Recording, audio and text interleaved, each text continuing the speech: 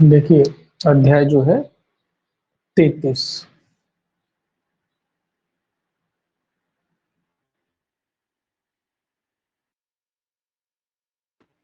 अध्याय 33 जो है आपका जमानत से संबंधित है। जमानत और बंद पत्र से संबंधित है। जमानतें और बंद कैसे भरवाए जाएंगे, इसमें इम्पोर्टेंट धाराएं 4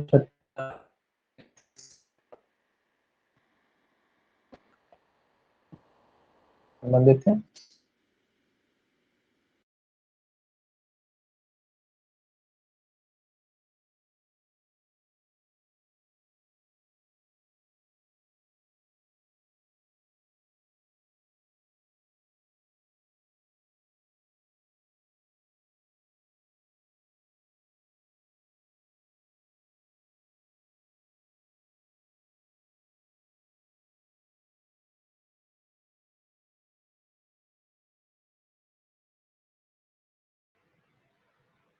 देखिए, अध्याय 33 देखेंगे। अब अध्याय 33 जमानत से संबंधित है। जमानत और बंद पत्र से संबंधित है। अध्याय आपका 33 जो है जमानत और बंद पत्रों से संबंधित है।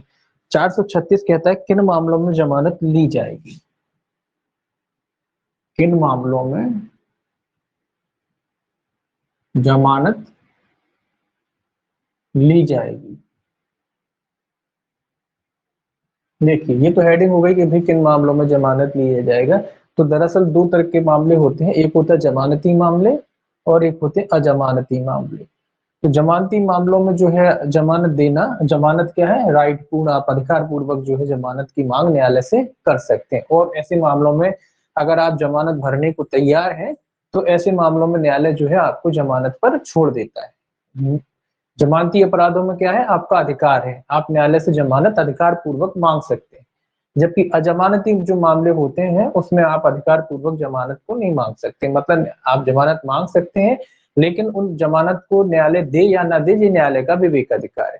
जबकि जमानती मामलों में न्यायालय, अगर आप जमानत भरने को तैयार है, न्यायालय आपसे जमानत भरवाता है, बॉन्ड भरवाता है और आप बॉन्ड भरने को तैयार हैं, तो फिर न्यायालय को आपको छोड़ना पड़ेगा। तो ये कौन से अपराध है, ये जमानती अपराध है। ये अपराध 436 कौन से, जमानती है। तो यहाँ जमानत क्या है, 436 में क्या है, आपका राइट है, आप न्यायालय से जमानत मांग सकते हैं। तो ये जमानती है, अपराध है, यहाँ जमानत आप अधिकार पूर्वक जो है जमानत मांग सकते हैं। इसके बारे में एक सिद्धांत भी प्रचलित है कि जमानत एक नियम है और निरोध उसका अपवाद। जमानत एक नियम है और निरोध उसका अपवाद ही एक इसका जो है कहावत भी कहलाती है। मतलब जमानत नियम है, मतलब आपको हर मामले में जमानत दे देनी चाहिए, लेकिन निरोध उसका अपवाद, मतलब अपवाद स्वरूप किसी व्यक्ति को आप बंदी बना करके रख सकते हैं। अपवाद कई हो सकते हैं। अपवाद हो सकता है कि मामला गंभीर प्रकृति का है। अपवाद हो सकता है कि अगर इसको छोड़ा गया तो ये गवाहों को मजबूर करेगा, लोगों को डराएगा, धमकाएगा, ये कई अपवाद हो सकते हैं। या रेयर कोई केस है तो ये अपवाद हो सकते हैं जहां न्यायालय मना कर सकता है जमानत देने के लिए। तो साधारण नियम कहता है कि जमानत नियम है, निरोध उसका एक अपवाद है। तो साधारण नियम कहता है कि जमानत दे देने चाहिए लेकिन कुछ अपवादित परिस्थितियों को छोड़ करके। तो ये जो 436 के जो मामले हैं ये जमानती मामले हैं। यहाँ आप राइट पूर्व, अधिकार पूर्वक जो है जमानत की मांग कर सकते। तो क्वेश्चन इस हेडिंग से नहीं आता है, क्वेश्चन ये पूछा जाता है कि जमानती जो है अपराध से संबंधित धारा है, जमानती अपराध से संबंधित धारा है 436। यहाँ आप अधिकार पूर्वक जो है न्यायालय से जमानत मांग सकते हो और आप जमानत अगर भरोगे तो न्यायालय आपको जमानत पर छोड़ देगा। लेकिन शर्त यह है कि जमानत भरने को तैयार हो। अब न्यायालय आपसे बॉन्ड भरवाता है, आप बॉन्ड ही नहीं भरते। जब आप बॉन्ड नहीं भरोगे तो न्यायालय कैसे छोड़ेगा, है ना। तो बॉन्ड तो भरना पड़ेगा। बॉन्ड अगर आप भर देते हो तो न्यायालय आपको बिल छूट पे छोड़ देगा। देखिए, इसका पहला क्लॉज क्या कहता है। पहला क्लॉज कहता है जब अजमानती अपराध के अभियुक्त व्यक्ति से भिन्न, ये कह रहा है अजमानती अपराध के अभियुक्त से भिन्न, यानी अजमानती अपराधों को छोड़कर, यानी जमानती अपराध, इसकी बात कह रहा है। जब अजमानती अपराध के अभियुक्त व्यक्ति से भिन्न कोई व्यक्ति पुलिस थाने के भारसाधक अधिकारी द्वारा वारंट के बिना गिरफ्तार या निरुद्ध किया जाता है या न्यायालय के समक्ष हाजिर होता है या लाया जाता है और तब वह ऐसे अधिकारी की अभिरक्षा में है और उस बीच किसी समय ऐसे न्यायालय के समक्ष कार्रवाइयों के किसी प्रकार में जमानत देने के लिए तैयार है तब ऐसे व्यक्ति को जमानत पर छोड़ दिया जाएगा। ये क्या कह रहा है कि जब अजमानती अपराध से भिन्न कोई अपराध में यानी जमानती अपराध में किसी व्यक्ति को गिरफ्तार किया जाता है, सीधा सीधा क्या कह रहा है, जब किसी व्यक्ति को जमानती अपराध में गिरफ्तार किया जाता है, वारंट के बिना, इसलिए कि जमानती अपराध है तो यहाँ वारंट की जरूरत होती ही नहीं है। तो वारंट के बिना अगर किसी व्यक्ति को वारंट के बिना गिरफ्तार या निरुद्ध किया जाता है, सॉरी वारंट के बिना, ये कह रहा है वारंट के बिना गिरफ्तार किया जाता है, जब वारंट के बगैर गिरफ्तार किया जाएगा तो स्वाभाविक सी बात है कि मजिस्ट्रेट के समक्ष पुलिस वालों को ले जाना पड़ेगा। वारंट के बिना गिरफ्तार किया जाता है या निरुद्ध किया जाता है, एक ही बात है, निरुद्ध किया जाता है और वो न्यायालय के समक्ष हाजिर होता है या लाया जाता है, हाजिर होता है, या तो अपने आप हाजिर हो जाता है या फिर लाया जाता है, पुलिस के द्वारा पकड़ के लाया जाता है। और अगर ऐसा व्यक्ति अपनी जमानत देने के लिए तैयार और ऐसे न्यायालय के समक्ष कार्रवाइयों के किसी प्रक्रम में जमानत देने के लिए तैयार है, तब ऐसा व्यक्ति जमानत पर छोड़ दिया जाएगा। मतलब ये व्यक्ति जमानत देने को तैयार है, जमानत देने को तैयार है,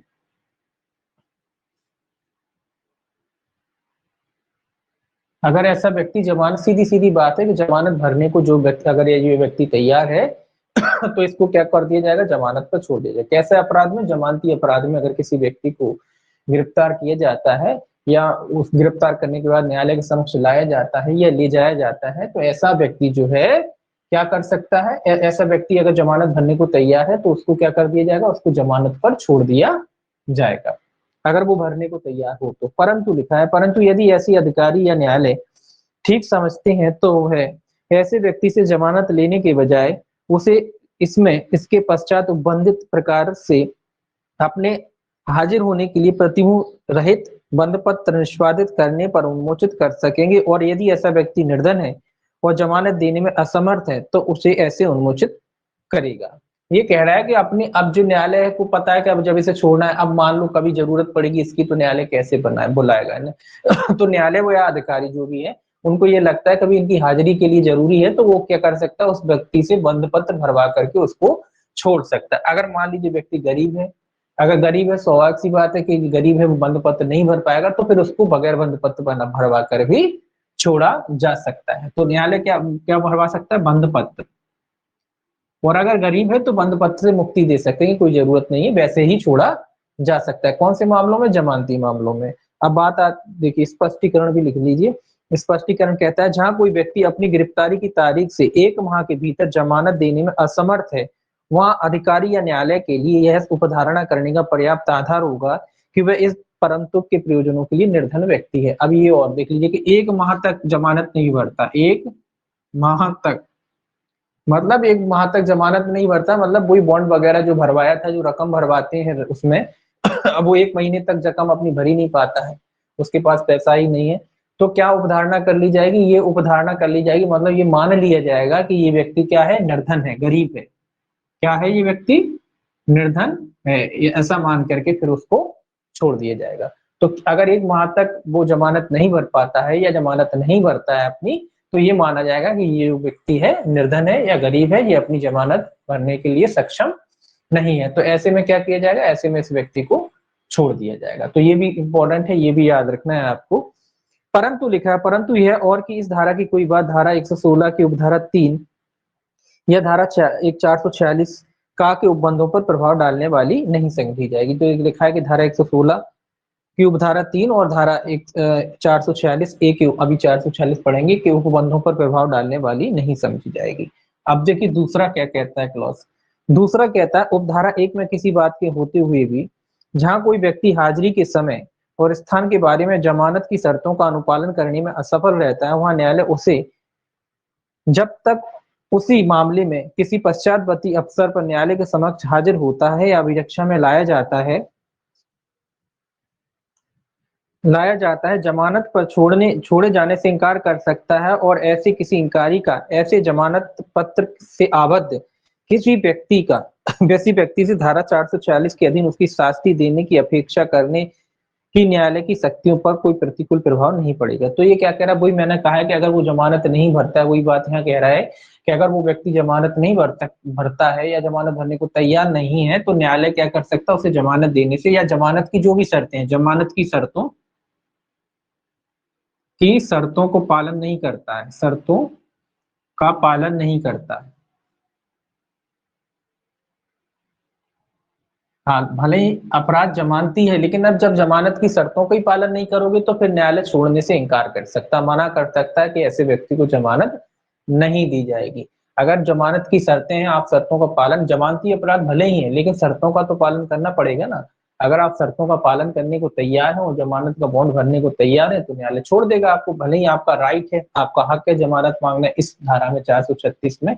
लेकिन अगर आप शर्तों का ही पालन नहीं करेंगे, नियमों का ही पालन नहीं करेंगे, तो फिर न्यायालय आपको जमानत देने से क्या कर सकता है, इनकार कर सकता है। ये राइट है। अब इस दोनों में धारा 436 के बाद 437 भी है, 437 पर भी पढ़ेंगे, फिर दोनों को देखेंगे।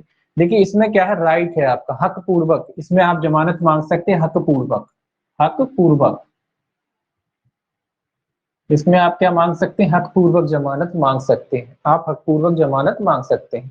तो ये आपका राइट है, आप जमानत मांग सकते हैं अपने हक से, और अगर आप जमानत देने को तैयार हैं तो न्यायालय आपको छोड़ देगा। तो ये कैसे अपराध है, ये जमानती अपराध है, यहाँ आप अपना हक पूर्वक जमानत को मांग सकते हैं। ठीक है।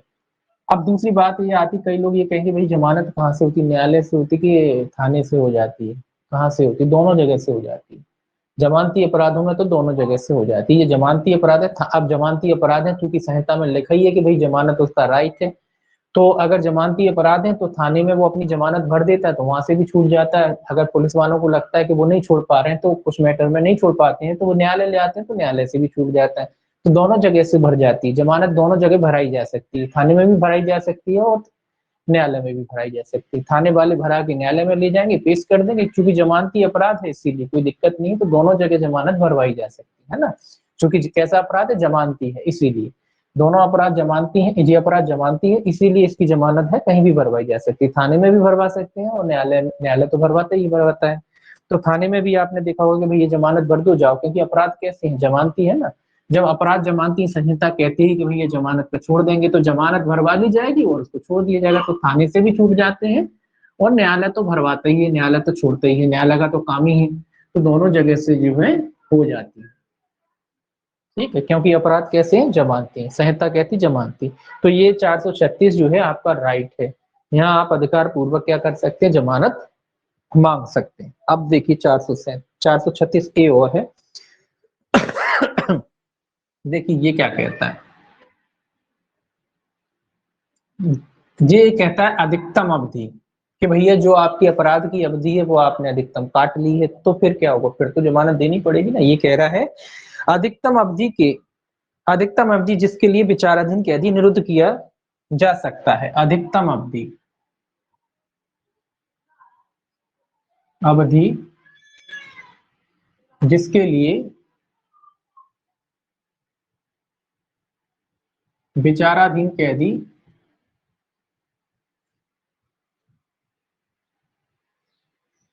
निरुद्ध किया जा सकता है।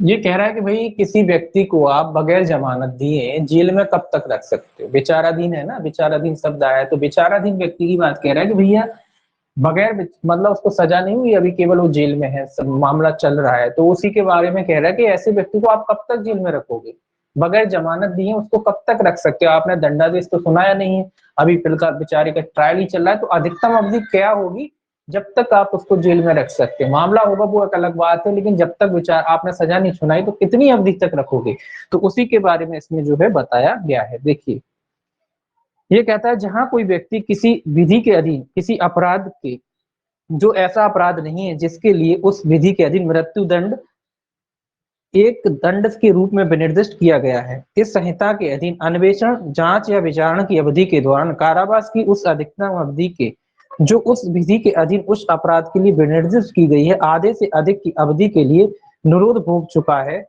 वहां प्रतिमोह सहित या रहित व्यक्तिगत बंध पत्र न्यायालय द्वारा छोड़ा जा सकेगा। ये कह रहा है उन अपराधों के मामले में जहां मृत्यु दंड की सजा नहीं होती है, मृत्यु दंड की सजा नहीं है। मृत्यु दंड एक दंड के रूप में ऐसा अपराध नहीं है, मृत्यु दंड की सजा नहीं है। या ये मान लीजिए कि मृत्यु दंड से भिन्न, मृत्यु दंड से भिन्न सही है, मृत्यु दंड से भिन्न कोई अपराध है, मृत्यु दंड से भिन्न, ठीक है, ऐसा कोई अपराध है जिसमें मृत्यु दंड की कुल मिला के सजा नहीं होती, और कोई सजा हो सकती है, आजीवन हो सकता है, और भी कोई सजा हो सकती है, लेकिन उसमें मृत्यु दंड की सजा का प्रोविजन नहीं है। ऐसा कोई अपराध है जिसका उस पर विचारण, मान लो 10 साल है, 14 साल है, 15 साल है, 20 साल है, जो भी सजा है उसका उस पर विचारण होगा, लेकिन उसमें मृत्यु दंड की सजा का प्रोविजन नहीं है। उसमें अधिकतम सजा मान लीजिए कि 14 साल है ना। तो अब ये कह रहा है कि भाई ऐसे मामले में भाई उस व्यक्ति को कब तक जेल में रखोगे, तो कह रहा उस मामले में जिसमें मान लो कि उदाहरण के लिए मान लीजिए कि उसमें 14 साल की अधिकतम सजा है, तो ये कह रहा है केवल विचारण चलते चलते वो आधी सजा काट लेता है, 50% यानी 7 वर्ष काट लेता है। 14 का आधा कितना होगा, 7, तो आधी सजा काट चुका है वो। मतलब अभी न्यायालय ने निर्णय नहीं सुनाया, लेकिन बेचारा जेल में रहते रहते आधी सजा काट चुका है। तो ऐसे व्यक्ति को बंद पत्र भरवा करके क्या करा जा सकता है, जमानत पर न्यायालय द्वारा छोड़ा जा सकता है। ऐसे व्यक्ति को कौन छोड़ेगा, न्यायालय ही छोड़ेगा। ऐसे व्यक्ति को क्या कर सकते हैं, बंद पत्र भरवा कर जमानत पर क्या करा जा सकता है, छोड़ा जा सकता है। तो ये याद रखना है कि अगर ऐसा कोई अपराध है जिसमें मृत्यु दंड से भिन्न है, या कह लीजिए मृत्यु दंड की सजा नहीं होती है, ऐसा कोई अपराध है और उसमें वो लगभग आधी अवधि जो है बिता चुका है, आधी अवधि जो है न्यायालय में को क्या कहते हैं, कारागार में क्या कर चुका है, भर्ती कारागार में बंदी रहा है, बंदी के रूप में, और अभी न्यायालय का कोई फैसला वगैरह नहीं हुआ है, तो आधी सजा अगर वो काट चुका है केवल विचारण के दौरान, विचारण के दौरान ही उसने जो है आधी सजा काट ली है, तो ऐसे में उसको जमानत पर छोड़ दिया जाएगा। दूसरा नियम और है इसमें, परंतु न्यायालय लोक अभियोजक की सुनवाई के पश्चात और उन कारणों से जो उस द्वारा लेखबद्ध किए जाएंगे, ऐसे व्यक्ति के उक्त आधी अवधि के दीर्घतम अवधि के लिए निरोध को जारी रखने का आदेश कर सकेगा, या व्यक्तिगत बंद पत्र के बजाय प्रतियों सहित या रहित जमानत पर उसे छोड़ देगा। ये कह रहा है कि भैया अब जब जिसको छोड़ा जाएगा तो लोक अभियोजक आ जाएंगे, तो न्यायालय जो है लोक अभियोजक कुल मिला के जब इनको छोड़ा जाएगा तो सबसे ये बात कह रहा है कि लोक अभियोजक जो महोदय होते हैं उनको सुना जाएगा, और अगर न्यायालय इनकी बात से सहमत होता है कि भी लोक अभियोजक की बात से सहमत होता है न्यायालय कि लोक अभियोजक को लगता है कि नहीं भले ही आधी तो बीत गई लेकिन खतरनाक आदमी नहीं छोड़ना चाहिए, तो फिर न्यायालय उसको नहीं छोड़ेगा। अगर न्यायालय लोक अभियोजक की बात से सहमत हो जाता है तो न्यायालय मना भी कर सकता है। अगर लोक अभियोजक अच्छे तर्क रखता है और लोक सेवक को लगता है कि नहीं भले ही आधी अवधि निकली लेकिन इस टाइप का व्यक्ति नहीं है कि इसको छोड़ा जाए, अगर लोक अभियोजक इस तरीके का तर्क रखता है और न्यायालय उससे संतुष्ट हो जाता है तो फिर न्यायालय उसको नहीं छोड़ेगा, अन्यथा न्यायालय उसको बंद पत्र वगैरह भरा करके क्या कर सकता है, छोड़ सकता है।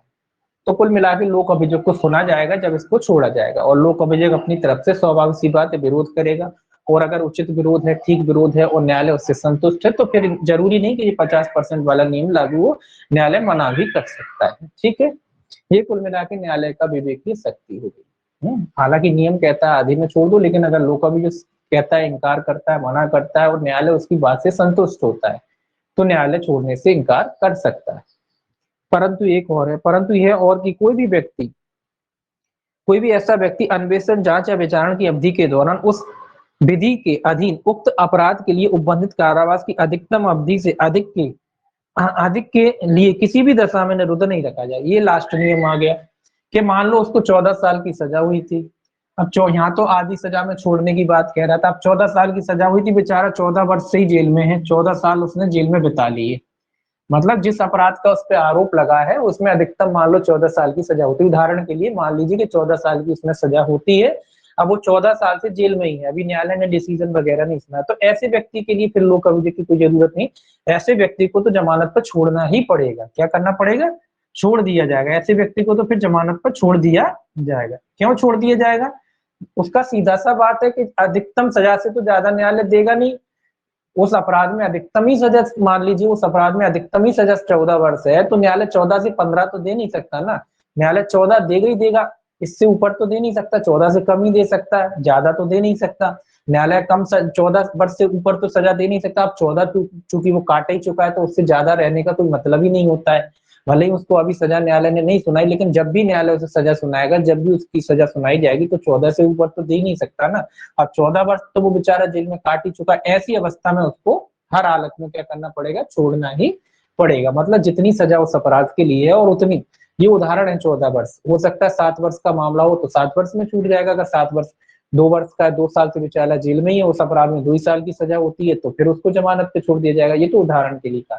तो ऐसा कोई भी मामला, मान ले कोई अपराध है जिसमें 3 ही साल की सजा होती है, बेचारा 3 साल से जेल में ही है, न्यायालय ने अभी फैसला ही नहीं सुनाया, तो ऐसे में वो 3 साल काट ले जेल में बगैर न्यायालय के डिसीजन के, तो फिर ऐसे में क्या करना पड़ेगा, ऐसे में उसको छोड़ना पड़ेगा। मतलब उस अपराध में जितनी सजा होती है उतनी तो वो भुगत ही चुका है, ऐसे में क्या करना पड़ेगा, ऐसे में उसको जमानत देनी ही पड़ेगी न्यायालय को, उसको छोड़ना ही पड़ेगा, क्योंकि बाद में जो भी डिसीजन होगा वो उससे ज्यादा तो हो ही नहीं सकता, तो यहाँ पे पूरे में छोड़ना पड़ेगा।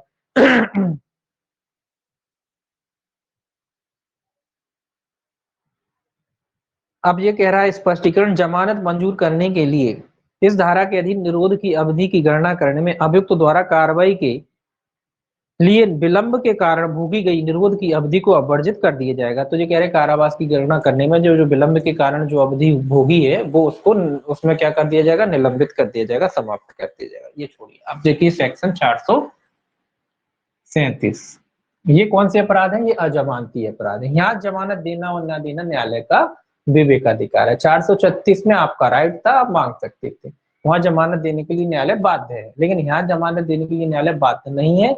यहाँ जमानत देने के लिए न्यायालय आपका विवेकाधिकार, वो चाहे तो आपको जमानत दे दे, वो चाहे तो वो आपको जमानत देने से इनकार कर सकता है। तो 437 अजमानती अपराध है, क्वेश्चन ऐसे ही आता है।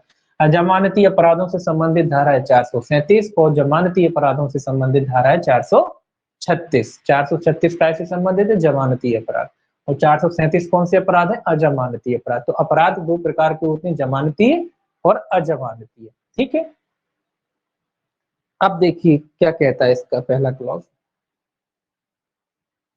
ये कहता है अजमानती अपराध की दशा में कब जमानत ली जा सकेगी। पहला कहता है जब कोई व्यक्ति जिस पर अजमानती अपराध का अभियोग है या जिस पर संदेह है कि उसने अजमानती अपराध किया है, पुलिस थाने के भारसाधक अधिकारी द्वारा वारंट के बिना गिरफ्तार या निरुद्ध किया जाता है, या उच्च न्यायालय अथवा सेशन न्यायालय से भिन्न न्यायालय के समक्ष हाजिर होता है या लाया जाता है, तब वह जमानत पर छोड़ा जा सकेगा। किंतु ये वही बात आ गया कि जब किसी पुलिस अधिकारी द्वारा किसी व्यक्ति को वारंट के बगैर अगर गिरफ्तार किया जाता है, देखिए वारंट के साथ गिरफ्तार करेगा तो न्यायालय के आदेश से गिरफ्तार हो रहा, तो वहां तो कोई बात हुई नहीं। लेकिन अगर कोई व्यक्ति वारंट के बगैर गिरफ्तार किया जाता है या न्यायालय के समक्ष या उच्च न्यायालय या सेशन न्यायालय के समक्ष लाया जाता है, तो उसको जमानत पर छोड़ा जा सकता है। लेकिन नीचे कंडीशन है, किन कंडीशनों में छोड़ा जा सकता है, देखिए इसमें कुल 7 कंडीशन है, आपके साथ ही है 7 कंडीशन है जो है दे रखी है, जिसके आधार पर उसे जमानत पर छोड़ा जा सकता है। तो पहली कंडीशन जो है आपकी कहती है, देखिए इनको लगभग आपको ऐसे कि ऐसा पढ़ना है, याद ही करना है एक तरीके से। देखिए पहला कंडीशन क्या कहती है इसी में, पहले में भी वन है, पहले में 2 कंडीशन है। पहली कंडीशन है यह विश्वास करने के लिए उचित आधार प्रतीत होते हैं कि ऐसा व्यक्ति मृत्यु या आजीवन कारावास से दंडनीय अपराध का दोषी है, तो वह इस प्रकार नहीं छोड़ा जाएगा। ये कह रहा है कि अगर ये ऐसा लगता है कि जो व्यक्ति है उसने मृत्युदंड या आजीवन कारावास से दंडनीय अपराध किया है, तो ऐसे व्यक्ति को जमानत नहीं दी जाएगी। सिंपल सी बात कह रहा है, आजीवन कारावास या मृत्युदंड, ये याद रखें, आजीवन कारावास या मृत्युदंड। मतलब अगर कोई अपराध ऐसा है जिसमें आजीवन कारावास की सजा होती है या मृत्युदंड की सजा होती है, और ऐसा कोई अपराध अगर किसी व्यक्ति ने किया है तो उसको जमानत नहीं दी जाएगी। सिंपल सा नियम है कि उसको जमानत नहीं दी जाएगी।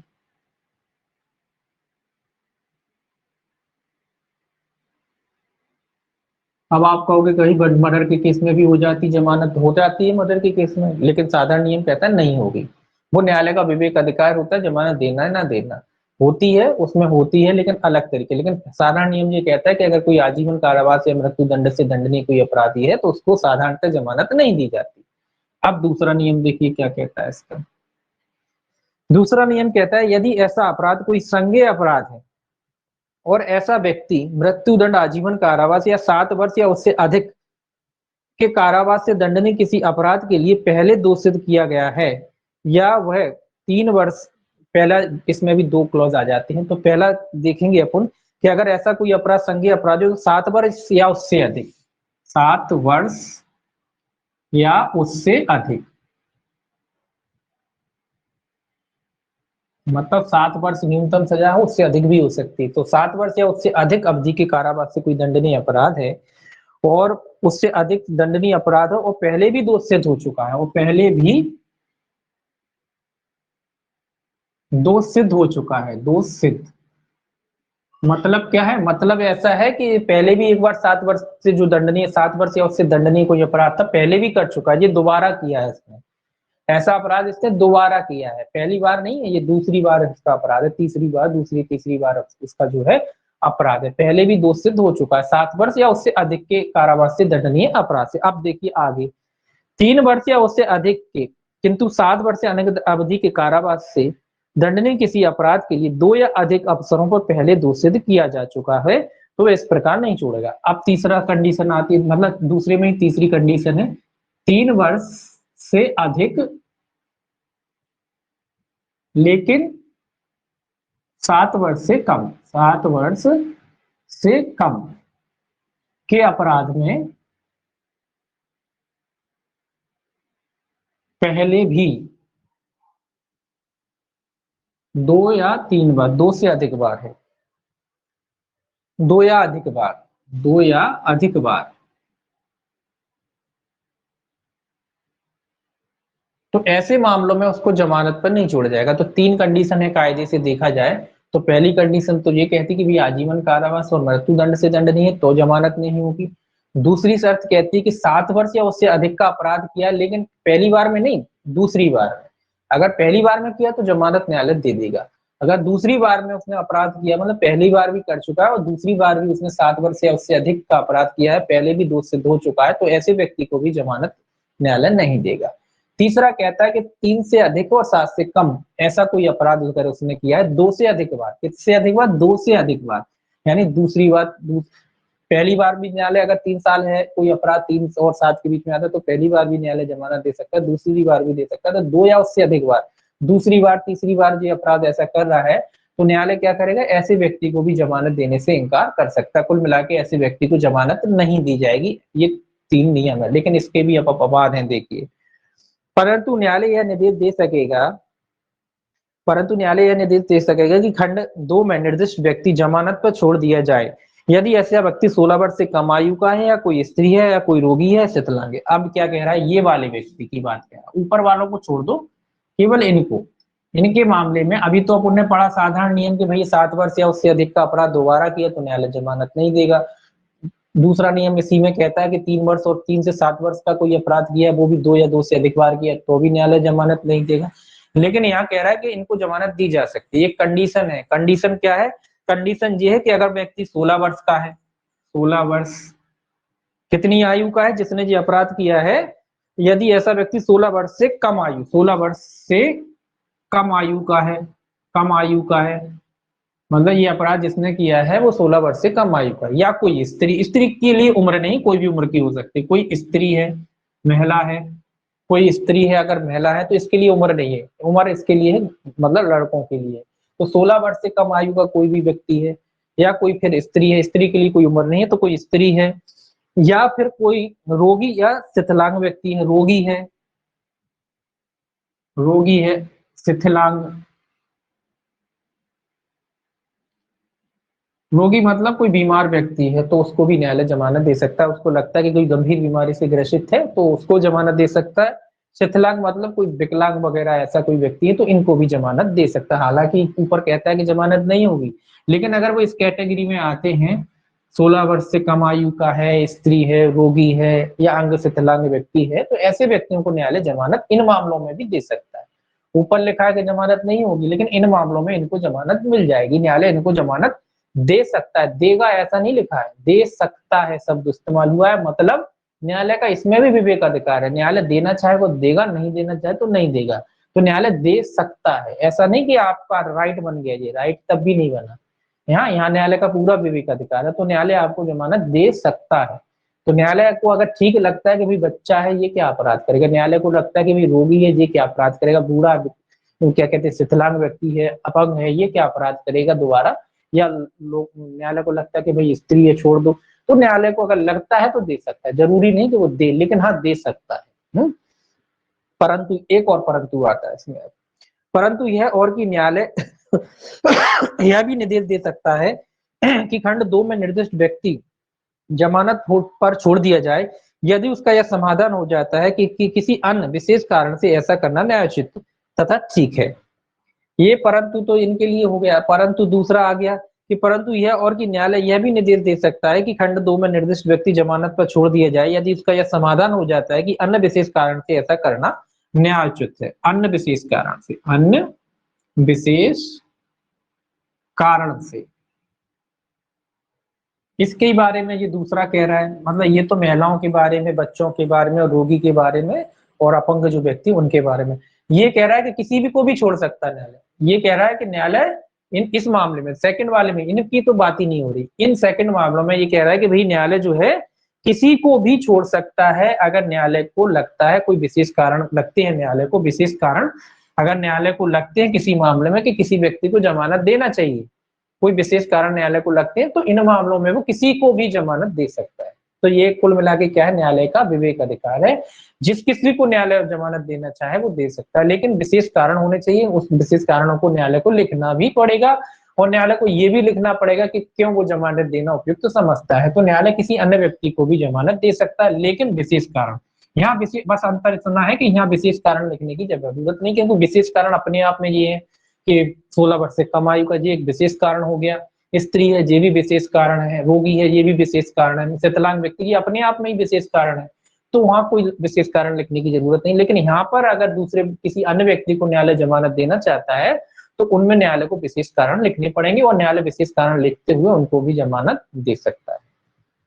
अब देखिए एक और परंतु, तीसरा परंतु, परंतु यह और भी कि केवल इस बात कि अभियुक्त की आवश्यकता अन्वेषण में साक्ष्यों द्वारा पहचाने जाने के लिए हो सकती है, जमानत मंजूर करने से इनकार करने के लिए पर्याप्त आधार नहीं होगा यदि वह अन्यथा जमानत पर छोड़ दिए जाने के लिए हकदार है और वह वचन देता है कि वह ऐसे निर्देशों का जो न्यायालय द्वारा दिए जाए अनुपालन करेगा। तो ये कह रहा है कि भाई आप जब जमानत पर न्यायालय छोड़ेगा तो पुलिस वाले और लोक अभियोजक एक ही बात उठाते हैं कि भाई इस व्यक्ति की बोले अन्वेषण में जरूरत पड़ेगी, इसको छोड़ा ना जाए, इसकी बोले अन्वेषण में जरूरत है, अभी हमें इसको पूछताछ करनी है बोले। तो न्यायालय इसमें ये लिखा है कि ये कोई कारण नहीं है उसकी जमानत इनकार करने का। अगर उस व्यक्ति को न्यायालय छोड़ना चाहता है और वो व्यक्ति जमानत की शर्तों का पालन करने के लिए तैयार है तो ये कोई आधार नहीं है उसकी जमानत नामंजूर करने का कि व्यक्ति की जरूरत अन्वेषण में है, पड़ेगी या जरूर अन्वेषण में है, जरूरत अन्वेषण में है,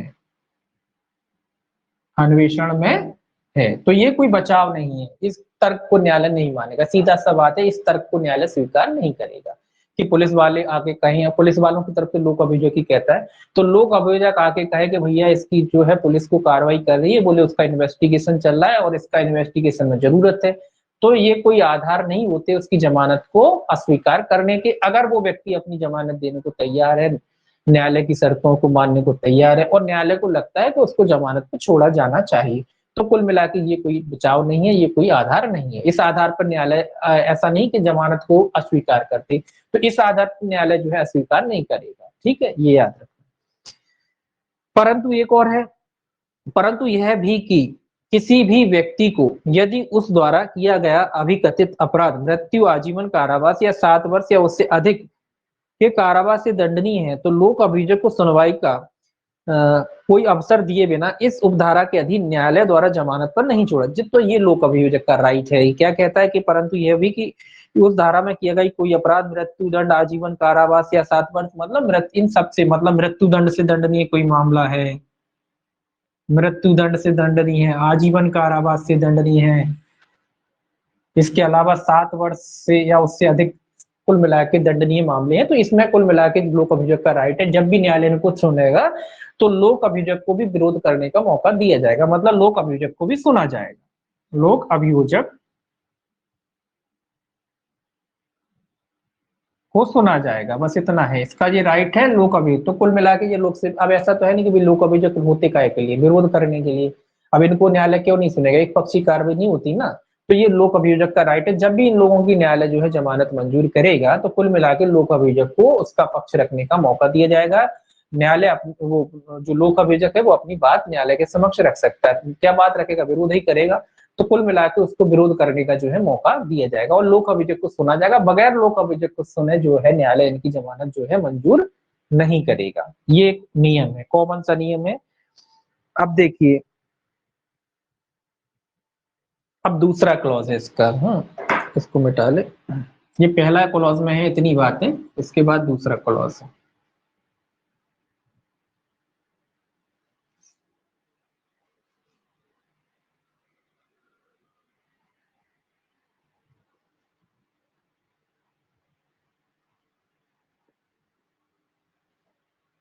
अब देखिए सेकंड क्लॉज क्या कहता है। सेकंड क्लॉज कहता है, यदि ऐसे अधिकारी या न्यायालय को यथास्थिति अन्वेषण, जांच या विचारण के किसी प्रक्रम में यह प्रतीत होता है कि वह यह विश्वास करने के लिए उचित आधार नहीं है कि अभियुक्त ने अजमानती अपराध किया है, किंतु उसके दोषी होने के बारे में और जांच करने के लिए पर्याप्त आधार हैं, तो अभियुक्त धारा 446 के उपबंधों के अधीन रहते हुए और ऐसी जांच लंबित रहने तक जमानत पर या ऐसे अधिकारी या न्यायालय के स्वभाव के अनुसार इसमें इसके पश्चात उपबंधित प्रकार से अपने हाजिर होने के लिए प्रतिबिंबों सहित या रहित बंध पत्र करने पर छोड़ दिया जाएगा। ये क्या कह रहा है?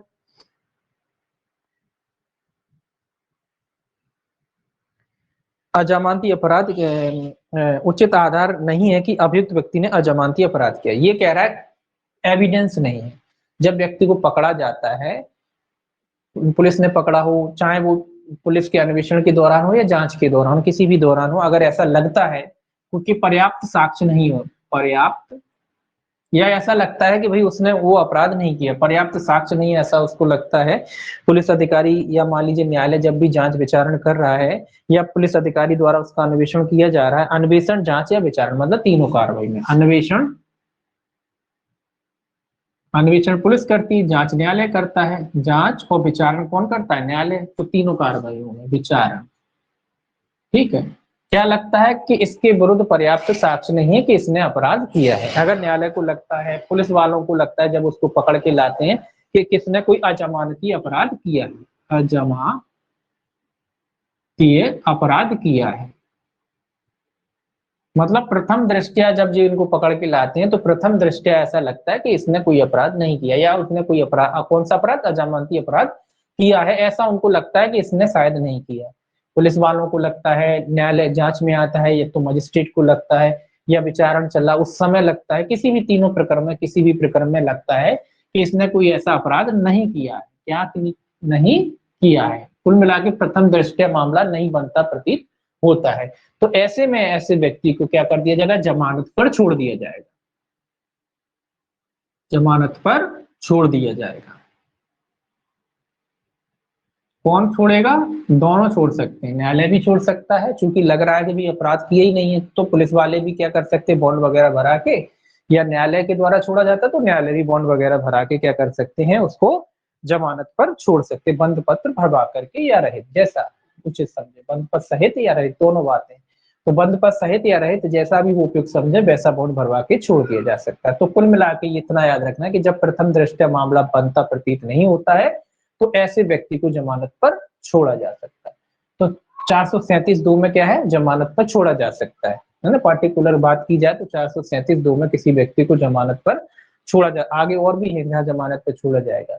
तो 437(2) में जमानत पर छोड़ा जा सकता है। कब छोड़ा जा सकता है? जब प्रथम दृष्टया मामला नहीं बनता। एक ही शब्द याद रखना है, प्रथम दृष्टया मामला नहीं बनता,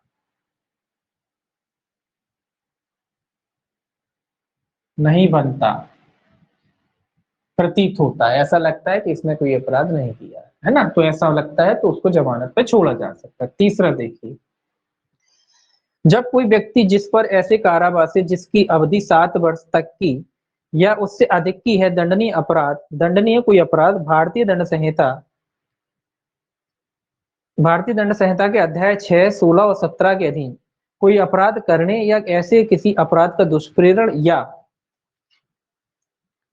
षड्यंत्र या प्रयत्न करने का अभियोग या संदेह है, तो उपधारा 1 के अधीन जमानत पर छोड़ा जा सकता है। तो न्यायालय यह शर्त अधिरूपित करेगा। तो ये क्या है? शर्तें हैं, ये भी याद रखेंगे। ये काय से संबंधित है? शर्तों से।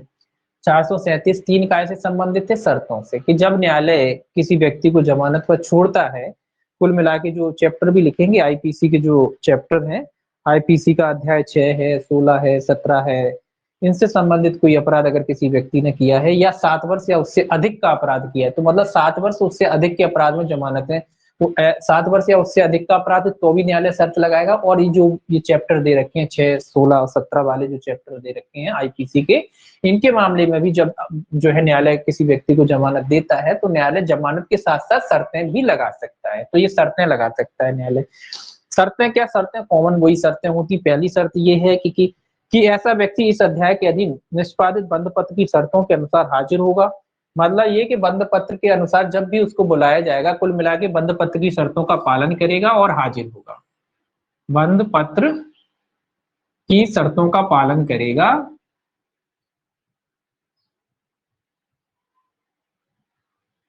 बंद पत्र की शर्तों का पालन करेगा और जब भी उसे बुलाया जाएगा वो न्यायालय में हाजिर होगा। ठीक है, बंद पत्र में यही शर्त रहती है कि जब भी आपको बुलाया जाएगा आप हाजिर होंगे। तो बंद पत्र की शर्तों का पालन करेगा और जब भी न्यायालय उसको बुलाएगा वो न्यायालय के समक्ष हाजिर होगा। ये शर्त हो सकती है। दूसरी शर्त है कि ऐसा व्यक्ति उस अपराध जैसा उसको करने का उस पर अभियोग या संदेह है कोई अपराध नहीं करेगा। मतलब जिसका उस पर संदेह, दोबारा वो अपराध नहीं करेगा, दोबारा अपराध नहीं करेगा। कौन सा अपराध? जिसका उस पर आरोप है उसी तरीके का दोबारा कोई अपराध नहीं करेगा। ये भी शर्त हो सकती है। अगला शर्त हो सकती है कि ऐसे व्यक्ति उस मामले के तथ्यों से अवगत किसी व्यक्ति को न्यायालय या किसी पुलिस अधिकारी के समक्ष ऐसे तथ्यों को प्रकट न करने के लिए मनाने के वास्ते प्रत्यक्ष या अप्रत्यक्ष रूप से कोई उत्प्रेरणा, धमकी या वचन नहीं देगा या साक्ष्य को नहीं बिगाड़ेगा। और न्याय के हित में ऐसी कोई अन्य शर्तें जो वह ठीक समझा निरूपित कर सकता है। तो ये क्या कह रहा है? कुल मिला के ये कह रहा है कि भैया जो भी साक्षी है, साक्षी होता है ना, साक्षी को डराएगा धमकाएगा नहीं या कोई प्रलोभन नहीं देगा। साक्षी को डराएगा या धमकाएगा नहीं, ना ही कोई प्रलोभन देगा, ना ही कोई प्रलोभन देगा।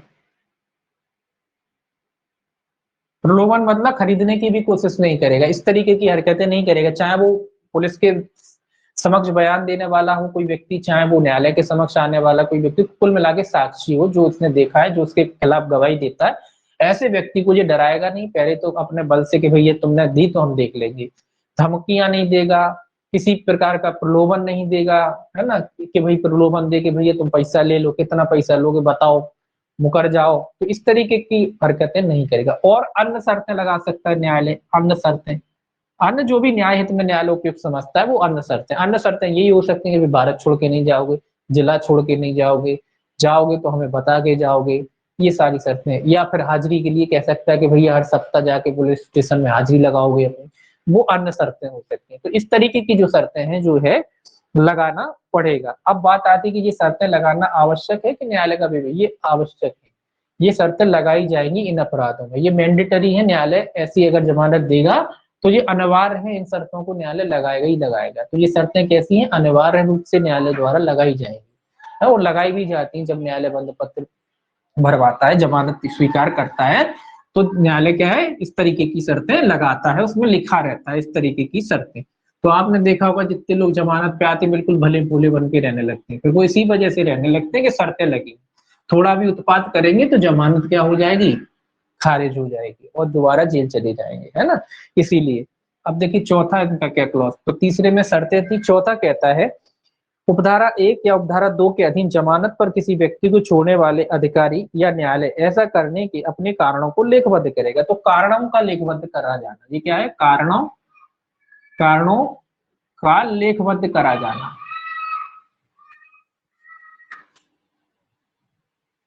मतलब जब भी किसी व्यक्ति को जमानत पे छोड़ा जाएगा, न्यायालय हो चाहे कोई पुलिस अधिकारी हो या कोई अधिकारी हो, कोई भी हो, न्यायालय हो या कोई अधिकारी हो, उसको कारण लेखबद्ध करने पड़ेंगे कि वो जमानत पर क्यों छोड़ रहा है। तो ये कारण लेखबद्ध करना क्या है? ये अनिवार्य, आवश्यक है, आवश्यक है। मतलब कभी भी जमानत पे छोड़ा जाएगा, चाहे वो न्यायालय द्वारा छोड़ा जा रहा हो या किसी अधिकारी द्वारा छोड़ा जा रहा हो, तो उस पर क्या लिखना पड़ेंगे? उसको कारण लिखना पड़ेंगे कि क्यों भैया आप उसकी जमानत स्वीकार कर रहे हो, क्योंकि अजमानती अपराध है ना, तो यहाँ विवेकाधिकार है जमानत देना। इसीलिए ये कारण लिखने पड़ेंगे कि भाई कारण किस वजह से आप उसको जमानत देना ठीक समझते हो। तो कारण कोई खास कारण नहीं होते, कारण यही होता है कि हमें लगता है भी दोबारा ऐसा अपराध नहीं करेगा, इसने पहले कोई ऐसा अपराध नहीं किया है, इसका आपराधिक रिकॉर्ड नहीं है, सज्जन व्यक्ति है, बंधपत्र की शर्तों को मानने के लिए तैयार है, ये कारण होते हैं जो लिख दिए जाएंगे, है ना, तो कारण लिखबद्ध करने पड़ेंगे। अब देखिए पांचवा क्या कहता है, यदि कोई न्यायालय जिसने किसी व्यक्ति को उपधारा 1 या उपधारा 2 के अधीन जमानत पर छोड़ा है ऐसा करना आवश्यक समझता है तो ऐसे व्यक्ति को गिरफ्तार करने का निर्देश दे सकता है और उसे अभिरक्षा के लिए सुपुर्द कर सकता है। ये क्या कह रहा है, ये कह रहा है कि भैया न्यायालय ने जिसको पहले छोड़ा था जमानत पर, जिसको छोड़ा था, यदि न्यायालय जिसको व्यक्ति उपधारा 1 और 2 के अधीन जमानत तो छोड़ा है ऐसा करना आवश्यक समझता है तो ऐसे व्यक्ति को गिरफ्तार करने का निर्देश दे सकता है और अभिरक्षा में सुपुर्द कर सकता है। सुपुर्दगी है ये काय से संबंधित है, सुपुर्दगी से। अगर न्यायालय ने जिसकी पहले जमानत मंजूर की थी और न्यायालय को कोई भी वजह हो सकती, कोई भी कारण हो सकता है, न्यायालय को लगता है कि भाई इसने शर्तों का पालन नहीं किया, न्यायालय को लगता है कि भाई ये जाके फिर से बदमाशी कर रहा है, तो न्यायालय जो है क्या कर सकता है, उसको गिरफ्तार करा के पुनः फिर से क्या कर सकता है, उसकी कुल मिला के उसकी जमानत को अस्वीकार करके उसको जेल में डलवा सकता है। तो फिर से क्या करवा सकता है, उसको जेल में डलवा सकता है, कुल मिला के उसकी जमानत जो है अस्वीकार कर सकता है। तो पांचवा कहता आवश्यक समझता तो ऐसी गिरफ्तार करके निर्देश दे सकता है और उसे अभिरक्षा में सुपुर्द कर सकता है। तो न्यायालय क्या कर सकता है, कुल मिला के जब भी उसको लगता है कि भाई कब लगेगा, जब वो शर्तों का उल्लंघन करेगा या न कोई वजह हो सकती है, या न्यायालय को लगता है कि उसने जमानत ठीक नहीं दी, उसको लगता है नहीं इसको छोड़ना नहीं चाहिए था, बुला लेगा पुनः, तो उसको सुपुर्दगी का आदेश दे सकता है, उसको गिरफ्तार करा सकता है न्यायालय। कुल मिला के जिसने जमानत दिया है न्यायालय ने, वो उसको दोबारा से गिरफ्तार करा सकता है। छठवां कहता है यदि मजिस्ट्रेट द्वारा विचारणीय किसी मामले में ऐसे व्यक्ति का विचारण जो किसी अजमानती अपराध का अभियुक्त है उस मामले में साक्ष्य देने के लिए नियत प्रथम तारीख से 60 दिन की अवधि के अंदर पूरा नहीं हो जाता तो यदि ऐसा व्यक्ति उस संपूर्ण अवधि के दौरान अभिरक्षा में रहा है तो तब तक ऐसे कारण से जो लिखबद्ध किए जाएंगे मजिस्ट्रेट अन्यथा निर्देश न दे वह मजिस्ट्रेट को समाधान परत जमानत पर छोड़ दिया जाएगा। ये क्या कह रहा है, यदि मजिस्ट्रेट द्वारा विचारणीय किसी मामले में किसी व्यक्ति के विचारण जो कि अजमानती अपराध का अभियुक्त है उस मामले में साक्ष्य देने के लिए नियत प्रथम तारीख से ये नियम है, प्रथम तारीख से 60 दिन के भीतर, प्रथम तारीख से कितने दिन के भीतर, 60 दिन के भीतर भी जो है कह रहे हैं भाई उसका विचारण प्रारंभ ही नहीं हुआ, पुलिस वालों ने चालन ही पेश नहीं किया, प्रथम तारीख पे आया उससे उसका मामला जो निपटा नहीं, अटका ही नहीं, पुलिस वाले चालन ही नहीं पेश कर पाए, तो ऐसे मामलों में जो कह रहा है कि अगर 60 दिन की अवधि हो जाती है तो ऐसे 60 दिन की नियत तारीख से दिन की अवधि के अंदर पूरा नहीं हो पाता है नियत, उस मामले में साक्ष्य देने के लिए नियत प्रथम तारीख से 60 दिन की अवधि के अजमानती अपराध मामले में साक्ष्य के लिए नियत प्रथम तारीख से 60 दिन की अवधि के भीतर पूरा नहीं हो पाता है तो ऐसा व्यक्ति उस संपूर्ण अवधि के दौरान अभिरक्षा में रहा है तब ऐसे कारण से जो लिखबद्ध किए जाएंगे मजिस्ट्रेट अन्यथा निर्देश न दे वह मजिस्ट्रेट को समाधान पर जमानत पर छोड़ दिया जाएगा। तो और दूसरी शर्त ये है कि 60 दिन की अवधि तक वो कहाँ रहा है, निरोध में ही रहा है, कहाँ रहा है, निरोध में रहा है, जेल में रहा है, मतलब 60 दिन से वो जेल में ही है और पुलिस अपना चालान ही नहीं पेश कर पाई, तो ऐसे में जो है न्यायालय उसको क्या करेगा, जमानत पर छोड़ देगा, अन्यथा अगर न्यायालय उचित ना समझे तो जमानत पर छोड़ देगा, ये नियम है। ठीक है, इसमें 60 दिन वाली बात इसमें इसीलिए आई है कि 7 वर्ष और आजीवन कारावास तक की बात है, वो ऊपर जाले मृत्यु दंड आजीवन कारावास को तो छोड़ दिया था, वैसे उनमें 90 दिन की अवधि होती है, इसमें 60 दिन की, चूंकि जमानत की यहाँ बात की जा रही है तो यहाँ उन्हीं अपराधों की जो सेकंड क्लॉज वाले थे उन्हीं अपराधों की बात हो रही है ना, इसलिए 60 दिन की बात यहाँ आई है कि 60 दिन तक ही भैया उसका ट्रायल प्रारंभ नहीं हुआ, बेचारा 60 दिन से जेल में बंद है, कोई चालन पेश होगा तभी तो बेचारे का ट्रायल बनेगा। अब भैया 60 दिन से बेचारा जेल में पड़ा हुआ है तो ऐसे में क्या है उसको जमानत, उसमें ऐसे में फिर उसका राइट है वो जमानत पे छोड़ा जा सकता है, ऐसे में उस व्यक्ति को क्या करा जा सकता है, अगर वो अपनी जमानत भरने को तैयार है तो न्यायालय ऐसे में, अन्यथा अगर न्यायालय उचित ना समझे तो ऐसे व्यक्ति को क्या कर सकते हैं, जमानत पर छोड़ दिया। तो याद रखेंगे कि 60 दिन तक की अगर कार्रवाई नहीं होती तो फिर ऐसे व्यक्ति को जमानत पर छोड़ा जा सकता है। तो वो रिमांड में अपन पहले पढ़ चुके, शायद आप लोगों ने नहीं पढ़ा, वो रिमांड में 167 में है, वो 60 दिन और 90 दिन की जो है अवधि आई है।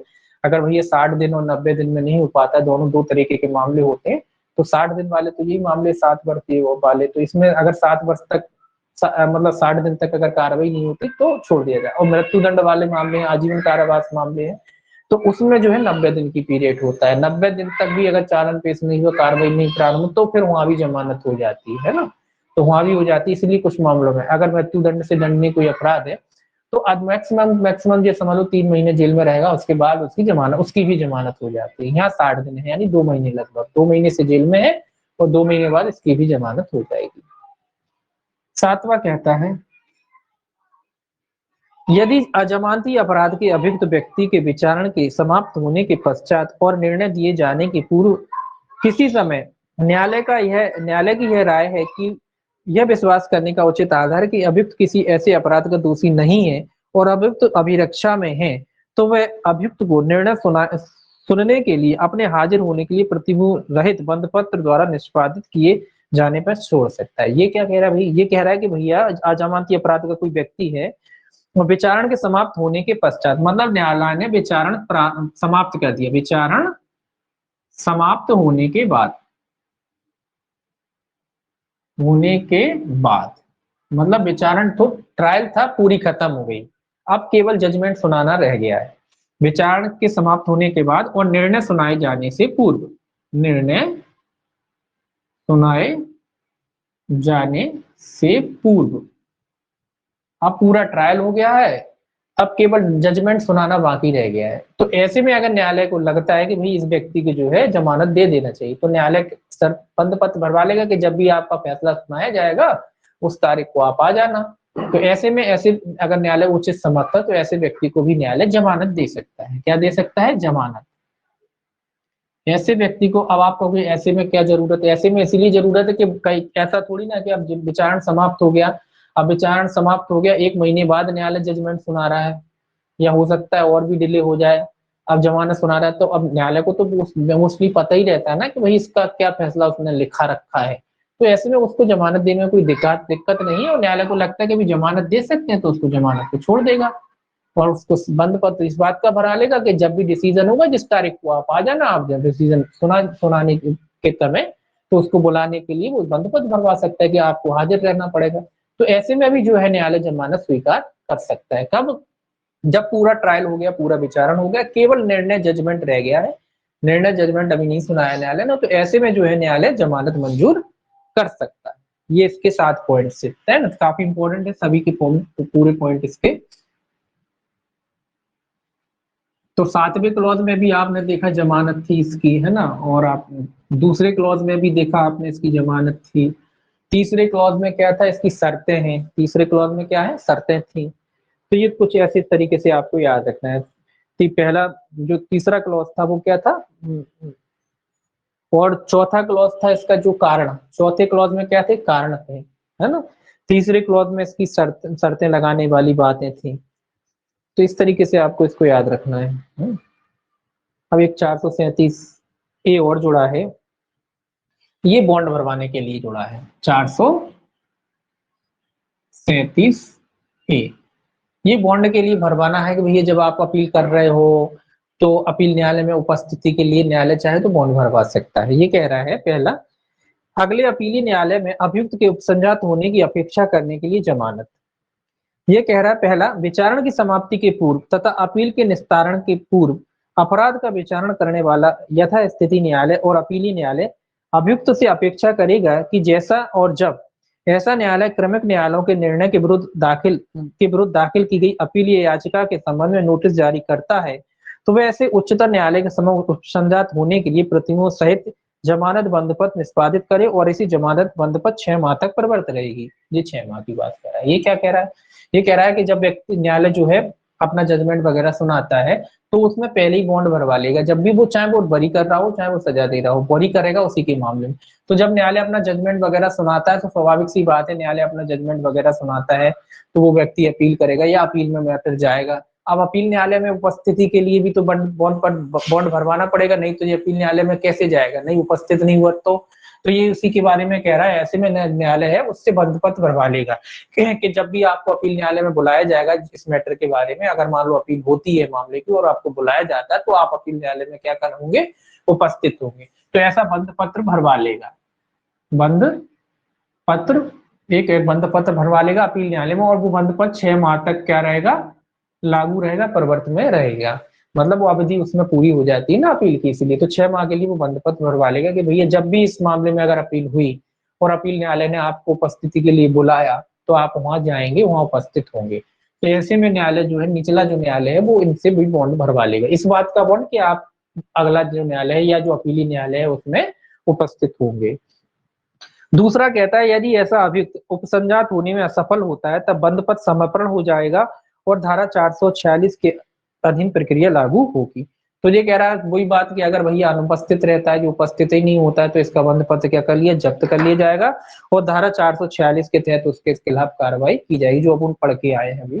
446 के अधीन क्या, सॉरी 446 के अधीन क्या की जाएगी, उसके खिलाफ कार्रवाई की जाएगी। मतलब उसके 446 के अधीन कार्रवाई वही अपन ने पढ़ा था ना, 5वां क्लॉज की, मजिस्ट्रेट उसको गिरफ्तार करा सकता है, जेल भेज सकता है। शर्तों का पालन नहीं किया तो मजिस्ट्रेट क्या करेगा, उसे जेल भेज देगा, है ना। जमानत पे छोड़ रहे हैं भैया, आपको जमानत पे छोड़ रहे हैं, लेकिन मामले में जो भी अपील वगैरह होती है या अपील न्यायालय का जो भी फैसला होता है उसके अनुसार रहेगा, लेकिन अपील न्यायालय में पहुंचना तो पड़ेगा।